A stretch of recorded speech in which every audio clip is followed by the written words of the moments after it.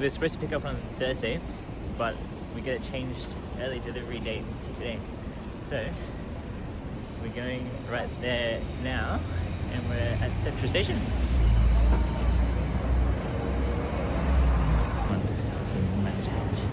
TH Reesby Station. You move over. You're in my face.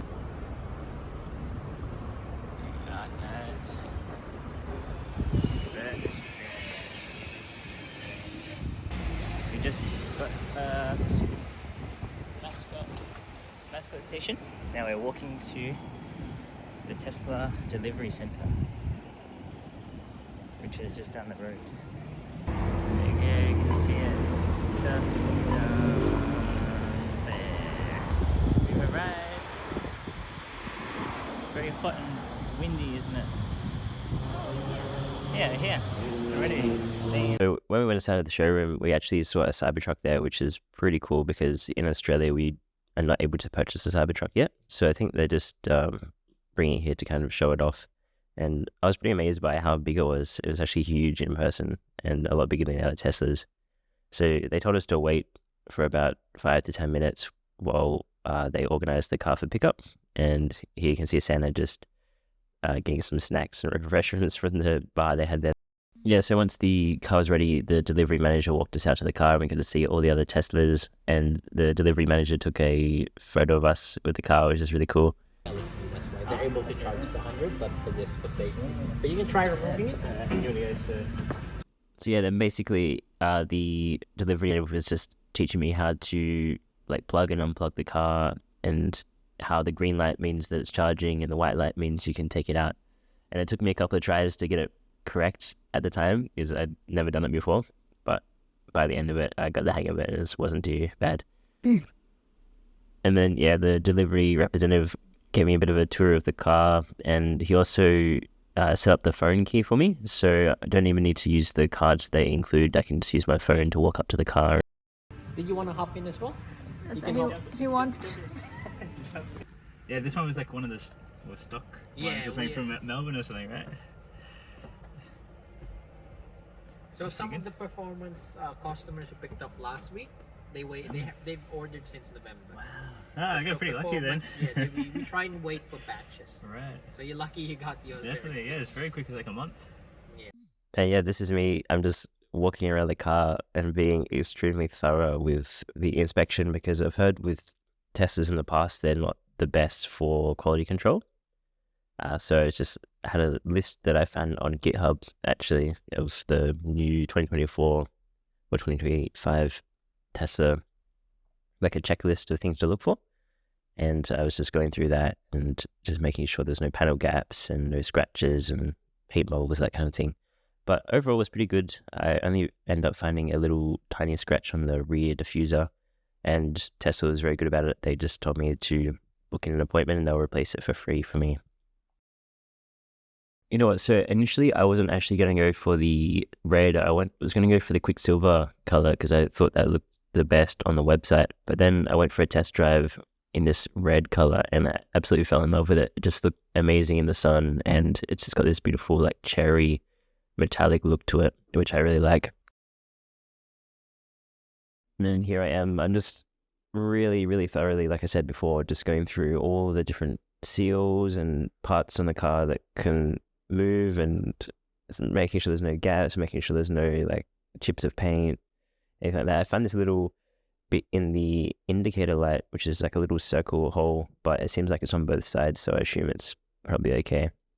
Maybe for like condensation or something. And then yeah, just checking out all the I guess the wheel arches and more seals on the rear doors. I think they're all pretty good, and I'm pretty sure they are improved since the first edition of the Model 3, so it should have a bit better sound dampening on the road. And then you can see there as well the active suspension now, so you can change it from a standard ride to sports ride, so it's a bit harsher on the road, but you do feel a bit more glued down, which is nice. And then yeah, I'm just checking all the windows go up and down. There's that scratch that I was talking about, but as you can see, it's not that bad. Just checking the little badge in the back. as well. Charging port looks okay, and just still going around the car. I think I spent about maybe an hour going over every single little detail in the car, making sure that it's all perfect, because once you drive it off the lot, Tesla does not take responsibility for it. So essentially you need to just make sure there's no issues with it, and then you can take it away. And I was pretty thorough with it, maybe a bit more than I probably should have been, but I just want to be careful since it is a bit of a pricey car. And here you can see I'm playing with the motor of the chair, so you can change it from the back seat. If you've got a person in the back seat, it instead saves you reaching to the front. You can actually just press the button in the back and that will move it for you. Here you can like adjust the volume and you can adjust the fans in the back. You can even watch Netflix and Twitch and that kind of thing in the back, which is pretty cool. And I'm just showing Sander that because yeah, it's pretty unique. I don't think I've seen many other vehicles with that feature. And here I am again, just checking all the seatbelts work. There's the cup holder in the back, and we've got all the seatbelts. That's the emergency release for the door if the electronics fail. Checking that the back seats go down, and then also the emergency release on the front. So here it's now on the door handle area. Just pull that up, and then it releases. And that's the manual release if the electronics are not working in the front of the vehicle. Yeah, this is the interior of it. It's got nice bucket seats with the Performance Edition. And here I am just playing with a couple of settings, just trying to get a feel for the car and see what I can change before I go. Wait, whoa! I have to open the door for her. She went to the bathroom, but she's trapped. Okay. Stuck outside.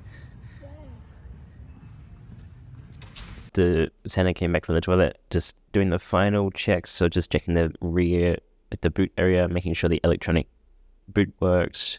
Just trying to figure out what's in there, and it looks like it works fine. And yeah, then I was able to drive the car away. And yeah, this is after having the car for about a day. This is the first time I went to go and charge it, and I went to the supercharger in Alexandria. Actually heading to Canberra that night, so I ended up charging it to 100%, not the 80% that's showing on the screen here, because I just didn't know how to adjust it at the time. But it was getting 77 kilowatts. That was with all the charges taken at the time. Okay, and here I am in Canberra. I arrived with 27%. It's about a 280 kilometer drive. It's got a fair few hills and ups and downs, and you're traveling about 110 kilometers an hour.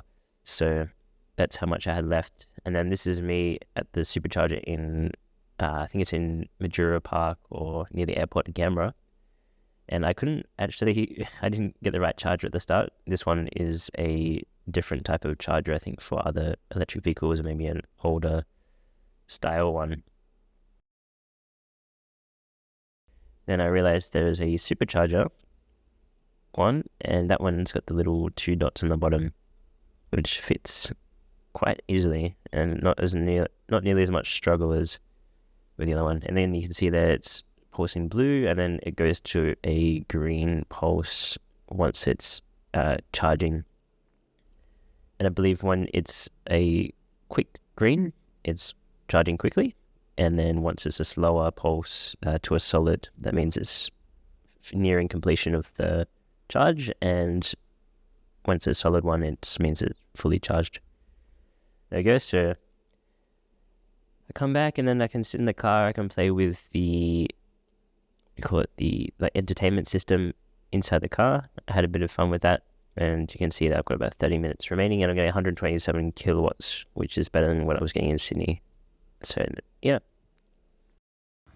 Alright, it's now 12:06 and the charging has completed at 80%. So we're gonna pull out the charger from here. Just gotta press this button, I think. Is it okay to pull out? No.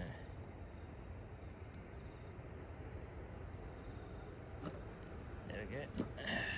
Alright. I'm gonna put it back like that. And it closes automatically. And we can jump back in the car and go home. Please don't lock on me. Oh my god, it locked on me. Alright, let's open it up again. Move my laptop aside.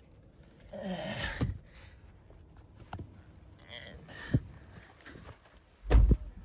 let's get ready to go home.